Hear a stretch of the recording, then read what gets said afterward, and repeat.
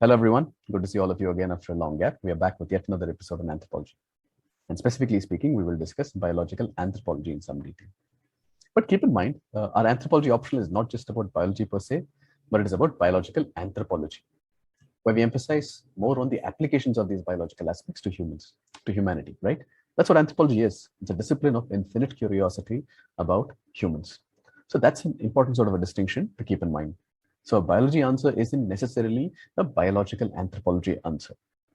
And one more thing, most of the students probably think that biology portion is going to be taxing, it's going to be slightly challenging, but trust me, that is not the case at all. Biology is in fact quite easy, and in fact a lot of fun as well. And you yourself will realize this thing after watching these videos on the playlist. So in this playlist, we will start from the very basics and try to sort of help you build some interest and more importantly, help you build a strong foundation when it comes to biological anthropology. So without any further delay, let's get started. Write down the name Lamarck.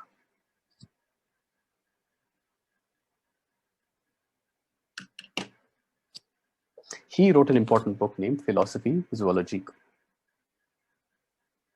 Okay, and this entire set of ideas are called Lamarckism, and this is your pre-Darwinism theory. So in pre-Darwinism theory, this is the topic that we, Lamarck is the topic that we are covering. Okay, so just remember that.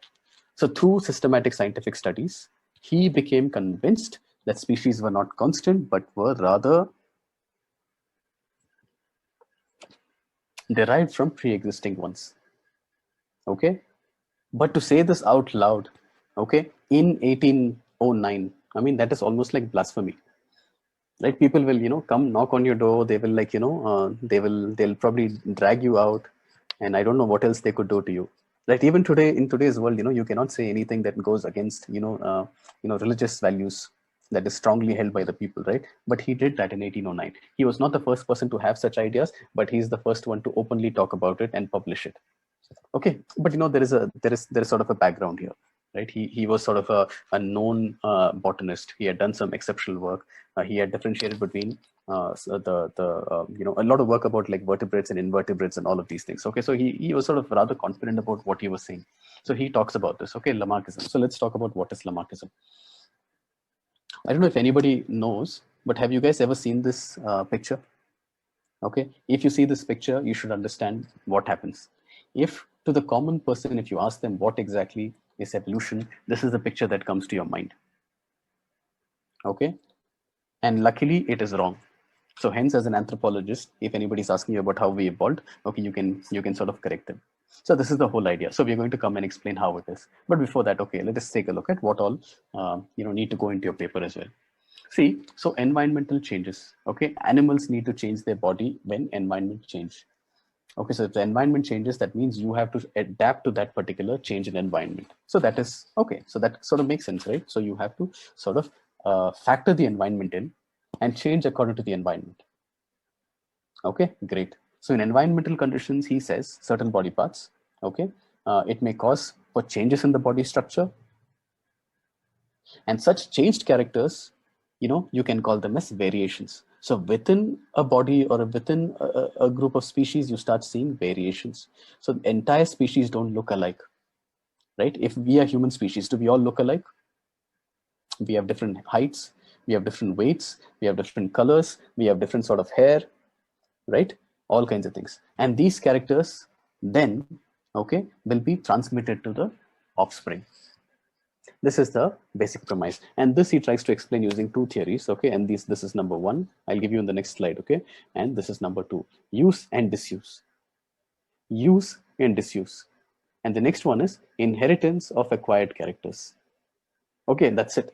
If you know two of these theories, you are going to write any answer on this, whether it is a 10 marker, 2 pages, 3 pages, 4 pages, or if it is an essay also, you will be able to handle this.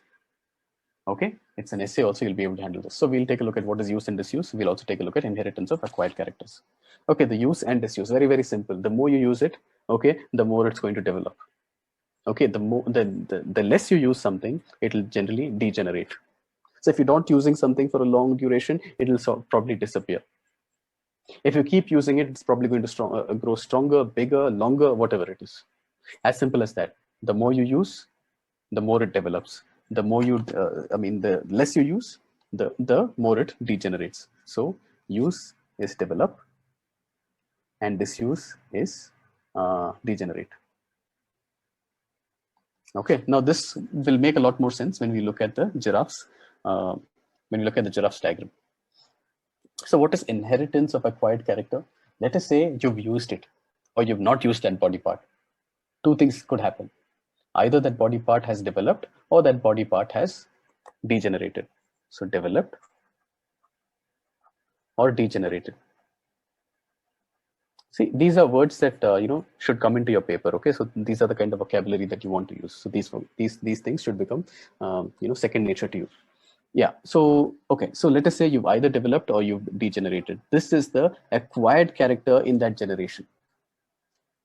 Okay. For example, we'll keep it as more development. It's gone bigger or longer or stronger. That is going to be inherited by the next generation. That is going to be inherited by the next generation. So what has happened? Theory of use and disuse. You've used it more, it has developed more, okay? And then that development or that acquired character in that generation is going to be passed on to the next generation. That is it. Okay, very, very clear. If that is the case, let us apply this to your giraffes. So what happens in giraffes? This particular theory says that over a period of time, these giraffes have actually had their necks growing longer and longer. So how does he explain this? Let's apply the first theory, which is use and disuse. So he uses this neck a lot.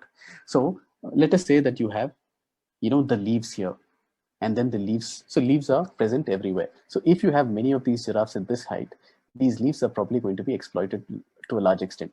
You probably don't have too many leaves. But let us say you have an advantage of, like, say, 4 inches. You have leaves from a little higher, okay? And then if you have a little more of an advantage, you have more. So eventually what has happened, this person, by using a lot, he has increased his height by, let us say, a few inches. That is going to be inherited by the next generation by, a few more inches. And it is again going to use it a lot and going to grow longer. And again, it is going to be inherited in the next generation. So slowly over a period of time, this sort of use is making it longer and it is inherited, and the next generation again will use it, make it even further longer, and then again the next generation will inherit. Okay, now this is the theory that most people think this is how evolution happened, but however, it is not. But however,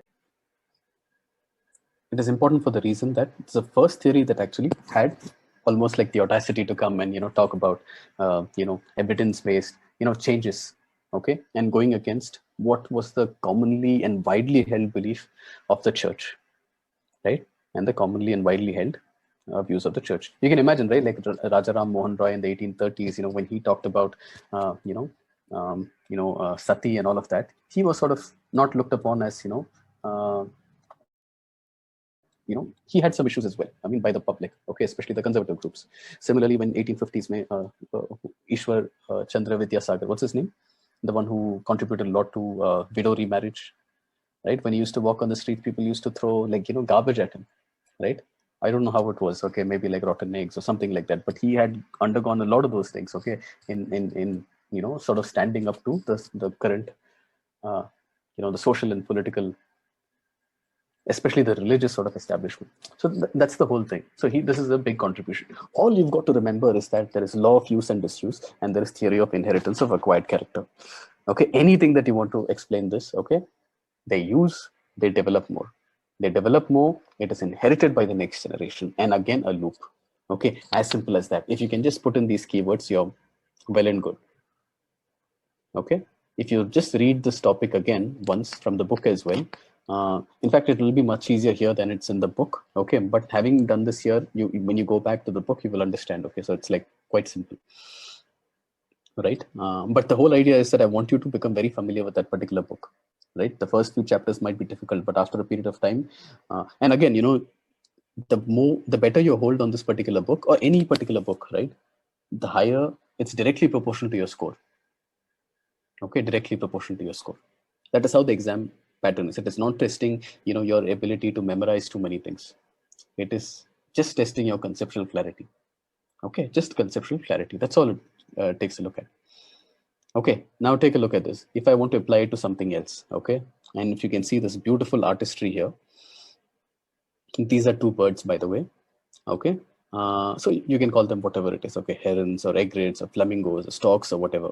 You must have seen these birds that stand, in the water, okay, and they have extremely long, skinny legs, right? What exactly resulted in a normal bird, almost evolving to that particular sort of a structure, bodily structure. So the whole idea, let's go ahead and apply the same thing. So the use and disuse. So what happens is, let us say this one wants to go a little deeper and deeper into the water so that it can, pick out the fish. Fish is their meal. However, when its body gets wet, it becomes difficult for it to be in the water, right? Especially, the feathers and whatnot. So it keeps stretching its, feet, okay? And the more it stretches or more it uses, it becomes longer. Okay, and why does it kind of stretch its feet? Because it wants to keep its body out of the water. Okay, and what has happened? You've used quite a bit, and eventually it has resulted in, the legs growing longer. And what will happen in the next generation? It is inherited. Okay, the same two theories. Use karo. Okay, length badhao. And once length badha liya apne, what do? Then you're going to pass it on to the next generation and so on. So that will be a repeat kind of a thing. And the offspring will have even longer. Okay, it'll have even longer. So is that sort of clear? Okay, so many of these kind of examples you can see and you can apply this. So this is the way in which Lamarck has explained evolution. So the environment is there. Based on the environment, your bodily structure sort of adapts to it. And then that goes on to, it is passed on to the next generation. And hence, we can call this the process of evolution. Okay, we can call this the process of evolution. Okay, great. Is there any questions so far? Very easy, right? But unfortunately, in most places, what you will have is you'll have 2-3 pages of something to memorize. Okay, now that becomes a lot harder. If you've understood this thing, it is much easier for you to just write based on your own understanding, right? The more you write, the better will be your writing ability, your answer, crafting ability. So anything that you want to write, you will be able to write better. Done? Again, there are some examples, but I don't want you to write this. We'll write about this. Okay, so let us say, how do you criticize this? In fact, the first thing is, okay, the theory may not be, foolproof. But however, think about this. There are some issues that we can talk about. One of the scientists, August Weismann, he basically does the what? He takes mice. Okay, so what does he do? Every generation, for a total of 21 generations, he keeps cutting off its tail. Okay, so these are tailless mice. But however, even the 22nd generation has no difference compared to the 0th generation, the same tails. So just because you've acquired a particular character does not mean it is going to be inherited. Okay, so there is some problem with this theory. Very, very simple. That's it. Ashte. Okay, and similarly, and I don't want you to write this. Okay, just think of this. Okay, so for instance, cowboys. Okay, this is the cowboy and this is the horse. Okay, the more time they spend on this thing, they have something called bored legs syndrome. It becomes common in those cowboys who spend most of their days on these. Okay, but that does not mean their kids are going to be born with this. So just because you acquired a particular character does not mean it is going to be passed on. Similarly, bodybuilders. So let us say, you spend your entire time, okay, 8 hours a day in the gym. Okay, let us say, and then you've taken in all the protein and the BCAAs and the creatine and whatever, okay, and then you've become very muscular. Does that mean when your child is born to you, the child is going to be a muscle baby? No, it is not. And similarly, let's say that God forbid, you got into an accident, you've lost your arm or you've lost your leg. Does that mean all your children will be born without an arm or without a leg? No, just because you acquired a character does not mean it is going to be passed on. So there is more to it. Okay. Hope you guys are finding a biological anthropology playlist useful for your preparation. Hope this video helped reinforce your basics and also helped you connect a little better with the applications. If there's any other aspect of anthropology that you would like to know more about, do let us know in the comment section and we will try to make videos on those as well. Thank you for watching and we will see you in the next video.